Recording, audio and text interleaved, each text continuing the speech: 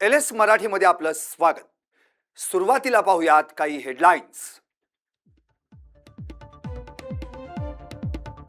अरुणाचल प्रदेश भारताचा अविभाज्य भाग, भारताची भूमिका। परराष्ट्र मंत्रालयाचे प्रवक्ते रणधीर जयस्वाल यांची स्पष्टोक्ती। भारत चीन सीमावादाच्या मुद्द्यावर पुन्हा एकदा तणावाची चर्चा सुरू। फुकेट दिल्ली विमान दुर्घटना प्रकरणी एअर इंडियाचे सीईओ कॅम्बेल विल्सन यांनी नागरी विमान वाहतूक मंत्रालय आणि डीजीसीएच्या वरिष्ठ अधिकाऱ्यांची घेतली भेट। तपासाची सत्यस्थिती आणि पायलटच्या डोप टेस्ट बाबत दिली माहिती। शिवसेना पक्ष आणि चिन्हाबाबतची आजची सुनावणी संपली। ठाकरे गटाचे वकील सिब्बल यांच्या आजच्या युक्तिवादानंतर उद्या पुन्हा होणार सुनावणी। धीरज परदेशी हत्या प्रकरणाचा मुख्यमंत्री फडणवीसांकडून निषेध। आरोपींना कोणत्याही परिस्थितीत सोडणार नाही, त्यांना कठोरात कठोर शिक्षा देण्यासाठी नेमणार विशेष सरकारी वकील। जंतर मंतरवर कोणताही गोळीबार झाला नाही, राहुल गांधी अराजकता पसरवतायत। भाजप अध्यक्ष JP नड्डा यांची माध्यमांसमोर प्रतिक्रिया। राज्यात आजपासून दुधाच्या दरात 2 रुपयांनी वाढ। तूप, पनीर आणि दही देखील 10% महागलं। सर्वसामान्यांना महागाईचा दणका। उत्तराखंडमधील चमोलीत ढगफुटीचं तांडव। पाण्याच्या जोरदार प्रवाहात पूल आणि वाहनं गेली वाहून। नागरिकांमध्ये असंतोष।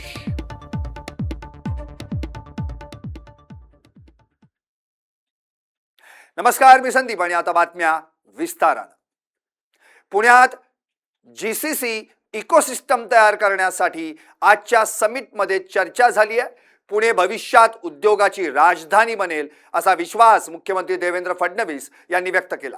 दरम्यान जरांगे यांच्या मागण्यांवर सरकार संविधानाच्या चौकटीत काम करतंय। सर्वांचं म्हणणं ऐकून घेतलं जाईल आणि मागण्या संविधानाच्या चौकटीत बसत असतील तर न्याय दिला जाईल असं स्पष्टही केलं। मात्र एका समाजाच्या ताटातलं काढून दुसऱ्याच्या ताटात टाकलं जाणार नाही। मराठा, OBC आणि SC सह सर्व समाज समान आहेत अशी सरकारची भूमिका असल्याचंही त्यांनी सांगितलं। बावनकुळे यांनी मंत्री म्हणून आपलं कर्तव्य पार पाडलंय, त्यांना अशा पद्धतीनं टार्गेट करणं योग्य नाही। कुणाचे प्रमाणपत्र रद्द करण्यात आलेलं नाही असंही मुख्यमंत्री फडणवीसांनी स्पष्ट केलं। काय म्हटलंय नेमकं फडणवीसांनी पाहूयात।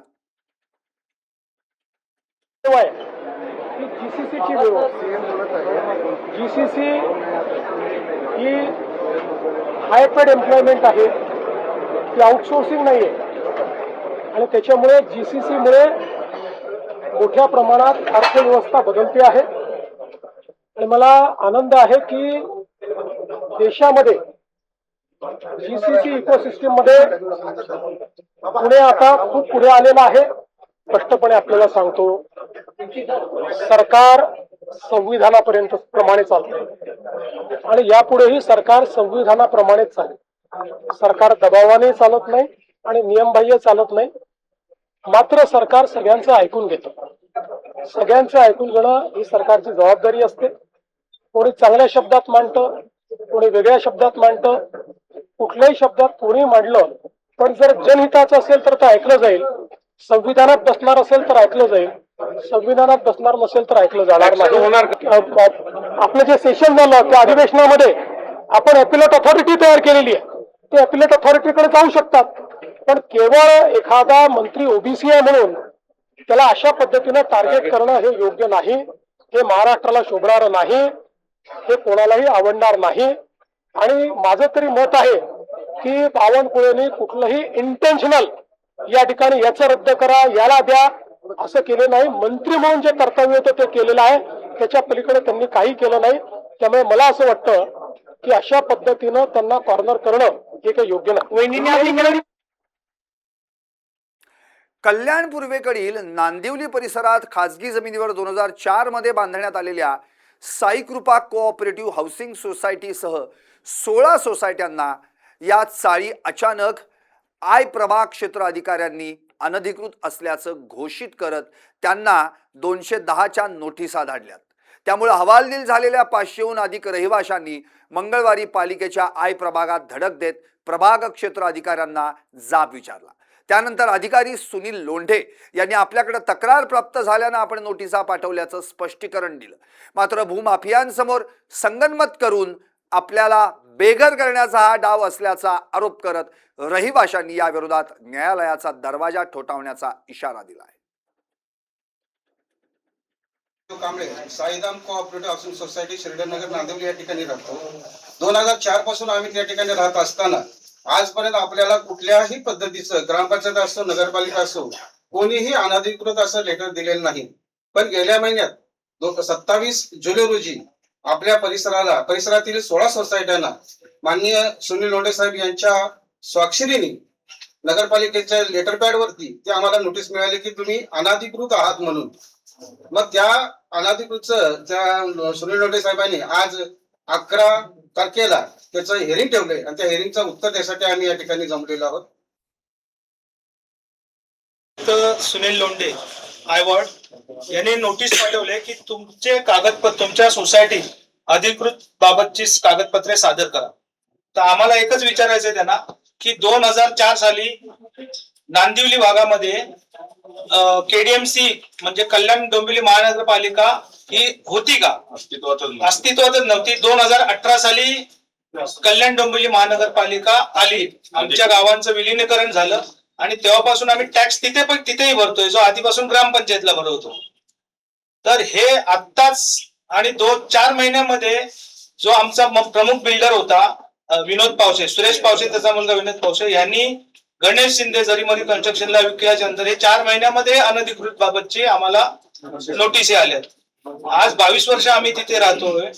आमच्याकडे सर्व कागदपत्र असताना सुनील लोंढे हे अशी एखाद्या हरीश सोपान जाधव याच्या तक्रारीवरून एवढ्या सोसायटींना जवळजवळ 3000 रहिवासी तिथे आहेत, त्यांना कसे नोटीस देऊ शकतात? म्हणजे कायद्याची पायमल्ली केली जाते। आमची ह्या पत्रकाद्वारे तुमच्या मीडियाद्वारे आमची मुख्यमंत्री देवेंद्र फडणवीस, उपमुख्यमंत्री एकनाथ शिंदे साहेब, सुनेत्रा पवार मॅडम यांना एवढीच विनंती राहील की कायद्याचा धाक कोणाला राहिलेला नाहीये, तर ह्याच्यावर तुम्ही लक्ष देऊन आम्हा जनतेला तुम्ही न्याय द्यायचा आहे। आगामी स्थानिक स्वराज्य संस्थांच्या निवडणुकांच्या पार्श्वभूमीवर काँग्रेसचा कार्यकर्ता मेळावा पार पडला। जिल्हा परिषद, पंचायत समिती आणि सिनेट निवडणुकांमध्ये काँग्रेसला जास्तीत जास्त जागा मिळवून देण्याचा निर्धार यावेळी करण्यात आला। आगामी निवडणुकांसाठी संघटन मजबूत करा आणि जास्तीत जास्त जेन झी तरुणांना पक्षांशी जोडा असं आवाहन जिल्हाध्यक्ष अविनाश भालेराव यांनी कार्यकर्त्यांना केलं। कमिटीच्या मान्यतेने जळगाव जिल्हा काँग्रेस कमिटीची नूतन कार्यकारिणी मंजूर झाली। त्या कार्यकारिणीची बैठक आज या ठिकाणी जिल्हा काँग्रेस कमिटी आयोजित करण्यात आली होती।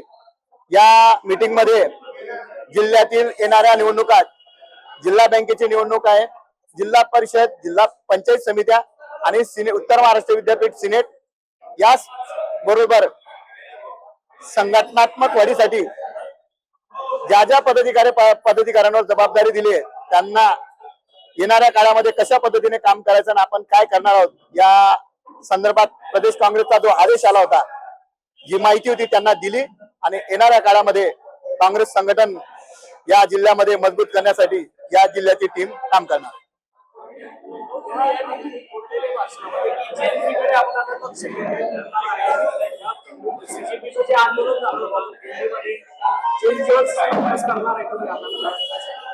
हो, कारण आता या देशामध्ये जवळजवळ 29% जैन केडीएमसीच्या शास्त्रीनगर रुग्णालयात उपचारासाठी गेलेल्या एका अल्पवयीन तरुणीला कथितरित्या गर्भवती असल्याचं सांगण्यात आल्यानं खळबळ उडाली। हिमोग्लोबिन कमी झाल्यानं उपचारासाठी रुग्णालयात गेलेल्या या अल्पवयीन तरुणीच्या गर्भधारणेची चाचणी 1-2 नव्हे तर 3 वेळा करण्यात आल्याचा दावा तिच्या कुटुंबियांनी केलाय। एवढंच नव्हे तर केडीएमसीच्या चाचणी करताना कृष्णा डायग्नोस्टिक सेंटरमध्ये करण्यात आलेल्या तपासणीतही गर्भधारणेचा अहवाल पॉझिटिव्ह आला। मात्र बाहेरून प्रेग्नन्सी टेस्ट कुटुंबियांनी चेक केली तर रिपोर्ट निगेटिव्ह होता। ही मुलगी गर्भवती नाही या प्रकरणाचा खुलासा भाजप नगरसेवक दीपेश म्हात्रे यांनी केलाय। या प्रकरणात कारवाईची मागणी देखील करण्यात आली आहे। थोड्यामध्ये समोर आलेला आहे। शास्त्रीनगरमध्ये एक अल्पवयीन पेशंट हेमोग्लोबिन कमी असल्याच्या तक्रारीवरून हॉस्पिटलमध्ये ऍडमिट झाल्या होत्या. ऍडमिट झाल्यानंतर डॉक्टरांनी त्यांची ट्रीटमेंट करताना त्यांची प्रेग्नन्सी टेस्ट तिच्या आई वडिलांचा कन्सर्न न घेता प्रेग्नन्सी टेस्ट केली आणि ती प्रेग्नन्सी टेस्ट पॉझिटिव्ह आहे असल्याचं तिच्या पालकांना आणि त्या मुलीला पेशंटला स्वतःला या आरएमओनी सांगितलं. त्याच्यानी या परिवाराला मोठ्या प्रमाणात धक्का बसला आणि धक्का बसल्यानंतर जेव्हा बाहेर या प्रेग्नन्सीच्या टेस्ट केल्या तर त्या टेस्ट पूर्णपणे निगेटिव्ह आल्या आणि ती मुलगी कुठल्याही प्रकारे प्रेग्नेंट नाही असं निष्पन्न झालं. शास्त्रीनगरमध्ये इतक्या हलगर्जीपणाने 3दा तिच्या मुलीची टेस्ट करण्यात आली. एकदा सोनोग्राफी केली, 2दा स्ट्रिप टेस्ट केली. तिन्ही टेस्ट पॉझिटिव्ह आल्या, परंतु जेव्हा तिच्या वडिलांनी तिच्या टेस्ट बाहेर केल्या तर त्या पूर्णपणे टेस्ट निगेटिव्ह आल्या आणि असा धक्कादायक प्रकार शास्त्रीनगरमध्ये रुग्णालयामध्ये घडलेला आहे. त्या मुलीच्या परिवारावर आणि त्या मुलीवर अतिशय तिला मानसिक धक्का या सगळ्या गोष्टीतनं बसलेला आहे आणि अशा प्रकारच्या ज्या टेस्ट चुकीच्या पद्धतीने आणि चुकीचे उपचार केलेले आहेत अशा डॉक्टरांवरती कडक कारवाई करण्याचे आदेश काल स्थायी समितीच्या सदस्यांकडनं आयुक्तांना दिलेले आहेत आणि आयुक्तांनी त्याची चौकशी करण्याची देखील सुरुवात केलेली आहे आणि यांच्यावरती गुन्हे दाखल करावे आणि यांच्यावर कडक कारवाई करावी अशी विनंती मी प्रशासनाला करतो. उल्हासनगर शहरातील शाळा क्रमांक 24 मधील विद्यार्थ्यांना अजूनही मूलभूत सुविधा मिळालेल्या नाहीत. विद्यार्थ्यांना uniform, bag, raincoat, notebook, shoes, socks अद्यापही मिळालेले नाहीत. यासोबतच शाळेत शिक्षकांची आणि स्वच्छतेसाठी सफाई कर्मचाऱ्यांची देखील कमतरता आहे. पॅनल क्रमांक 7च्या नगरसेविका सुचित्रा सिंह यांनी आज शाळेला भेट देऊन इथल्या परिस्थितीची पाहणी केली. त्यांनी शिक्षक आणि अधिकाऱ्यांशी चर्चा करून समस्या जाणून घेतल्या. त्यांनी प्रशासनाला 15 ऑगस्ट पर्यंत सर्व समस्या सोडवण्याचा वेळ दिलाय, अन्यथा महापालिका आयुक्तांच्या दालनाबाहेर धरणं धरण्यात येईल असा इशारा देखील त्यांनी दिलाय. या संदर्भात नगरसेविका सुचित्रा सिंह काय म्हणाल्यात पाहूया.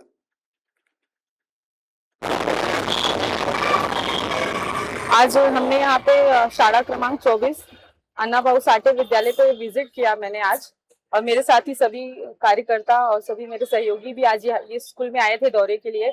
तो आज जैसे कि हमने इस स्कूल में देखा कि काफी गंभीर समस्या इस स्कूल में आज हमें देखने को मिली कि अभी तक बच्चों को यूनिफॉर्म्स नहीं मिले हैं, नोटबुक्स नहीं मिले हैं, वाटर बॉटल्स नहीं मिले हैं, बैग नहीं मिले हैं, रेनकोट्स नहीं मिले हैं. तो देखिए हर चीज में हम एडजस्टमेंट कर सकते हैं, लेकिन ये तो हमारे बच्चों का जो भविष्य है ये से तो सरासर दिख रहा है कि खिलवाड़ हो रहा है.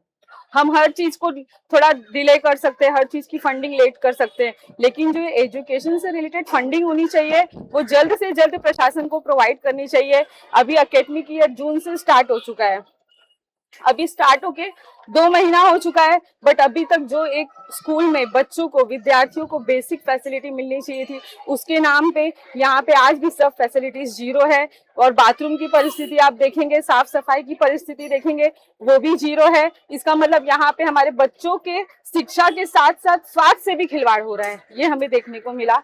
हमारे बच्चे इस स्कूल में पढ़ने के लिए आएंगे, इस गंदगी में वो सुरक्षित कैसे रहेंगे, वो स्वस्थ कैसे रहेंगे, फिर पढ़ेंगे कैसे. और उसी के साथ ही साथ स्टाफ की कमी, मतलब एक टीचर 2 क्लास हैंडल कर रही है, कैसे पॉसिबल है ये. हेडलाईन्स आणि सविस्तर बातम्यांनंतर आता पाहूयात काही वेगवान घडामोडी. धुळे महानगरपालिकेच्या वतीनं भव्य तिरंगा रॅली. हर घर तिरंगा अभियानाच्या जनजागृतीसाठी शेकडो धुळेकर रॅलीत सहभागी. पुण्यातील शिरूर बायपासवर 4 वाहनांचा भीषण अपघात. अपघातात 2घांचा मृत्यू. अपघाताचा थरारक सीसीटीव्ही व्हिडिओ समोर. धाराशिव मधील वाशी शहरात 2 गटात तुफान राडा. 3 ते 4 जण जखमी. हाणामारी मागील नेमकं कारण अद्याप अस्पष्ट. पोलिसांकडून पुढील तपास सुरू. एफडीएचा मोर्चा आता एसटी डेपोच्या कॅन्टीनवर. संभाजीनगरच्या सिल्लोड एसटी डेपोच्या कॅन्टीनवर एफडीएची धडक कारवाई. परवाना रद्द, कॅन्टीन बंद. सरसकट कर्जमाफी आणि नियमित कर्जफेड करणाऱ्या शेतकऱ्यांना 2 लाख रुपयांचं अनुदान द्या. या मागण्यांसाठी लातूरच्या उदगीर येथे बहुजन विकास अभियानाच्या वतीनं लाटणं आंदोलन. श्री संत गजानन महाराजांच्या पालखीचं विदर्भाच्या प्रवेशद्वारावर पोलीस दलाच्या वतीनं जंगी स्वागत. विदर्भाच्या प्रवेशद्वारावर पालखी आगमनानं भक्तिमय वातावरण. परभणीच्या जिंतूर तालुक्यातील मानधानीत मोकाट कुत्र्यांच्या हल्ल्यात 3 वर्षीय मुलगा जखमी. महादेव विलास जावडे असं जखमी मुलाचं नाव. जिल्हा रुग्णालयात उपचार सुरू. जळगाव शहरात अवैध शस्त्र बाळगणाऱ्यांविरोधात पोलिसांची धडक कारवाई. देशी पिस्तूल आणि 2 जिवंत काडतुसं जप्त. पुण्याच्या तिरंगा पदयात्रेदरम्यान राष्ट्रगीत सुरू झाल्यानं मंत्री चंद्रकांत पाटलांना थांबावं लागलं स्टेजच्या खाली. संतोष देशमुख हत्या प्रकरणाची पुढील सुनावणी आता 25 ऑगस्टला. महेश केदारचा जामीन अर्ज फेटाळला. आणि आत्ताच्या घडीची एक धक्कादायक बातमी आहे. पुण्यातील शिरूर बायपासवरून समोर येत आहे. खरं तर ही ब्रेकिंग न्यूज आहे. शिरूर बायपास जवळ 4 वाहनांचा भीषण आणि विचित्र अपघात झालाय. या अपघातात 2घांचा मृत्यू झाल्याची माहिती समोर येते. कंटेनर, फोर्ड इंडिवर कार, दुचाकी आणि बस या 4 वाहनांच्या या विचित्र अपघातात 2 जणांचा मृत्यू झालाय. खरं तर मिळालेल्या प्राथमिक माहितीनुसार भरधाव कंटेनरनं फोर्ड इंडिवर कारला जोरदार धडक दिली. ही धडक इतकी भीषण होती की कंटेनरच्या धडकेनंतर कार थेट रस्त्यावरून जात असलेल्या बसवर जाऊन आदळली. त्याच वेळी दुचाकी स्वार देखील या अपघाताच्या कचाकट सापडल्यानं काही क्षणातच या 4 वाहनांचा हा भीषण अपघात घडला. या संपूर्ण अपघाताचा थरारक सीसीटीव्ही व्हिडिओ आता समोर आलाय. अर्थात एलएस मराठीच्या माध्यमातून तुम्ही तो स्क्रीनवर पाहू शकता. या सीसीटीव्ही दृश्यांमध्ये कंटेनरची कारला झालेली जोरदार धडक आणि त्यानंतर कार बसवर जाऊन आदळल्याचं स्पष्टपणे दिसतंय. अपघाताची तीव्रता या सीसीटीव्ही फुटेजवरून लक्षात येते. हा अपघात नेमका कशा पद्धतीने घडला याची माहितीही या दृश्यांमधून समोर येते. जखमींना तातडीनं मदत मिळावी यासाठी घटनास्थळी मदत कार्य सुरू करण्यात आलंय. अपघातग्रस्त वाहनांमुळे काही काळ वाहतुकीवर देखील परिणाम झाल्याची माहिती आहे. दरम्यान या भीषण अपघातात 2 जणांचा मात्र दुर्दैवी मृत्यू झालाय. या अपघातातील मृतांमध्ये अहिल्यानगर जिल्ह्यातील श्रीगोंदा तालुक्यातील वाडेगव्हाणच्या सरपंचांच्या पती किशोर यादव यांचा समावेश असल्याची माहिती समोर येते. किशोर यादव यांच्या अपघाती निधनामुळे वाडेगव्हाण परिसरात मात्र शोककळा पसरली आहे. त्यांच्या निधनामुळे कुटुंबीय आणि ग्रामस्थांवर दुःखाचा डोंगर कोसळलाय. दरम्यान या अपघातात नेमके किती जण जखमी झालेत, जखमींची प्रकृती कशी आहे आणि अपघात नेमका कोणत्या कारणामुळे झालाय याबाबतची अधिकृत माहिती मात्र अद्याप समोर आलेली नाहीये. पोलिसांकडून घटनास्थळाची पाहणी करून पुढील तपास सुरू करण्यात आलाय. सीसीटीव्ही फुटेजच्या आधारे अपघाताच्या कारणांचा देखील तपास केला जातोय. आणि आणखी काही अशाच विशेष व महत्त्वपूर्ण घडामोडींसाठी पाहत रहा एलएस मराठी.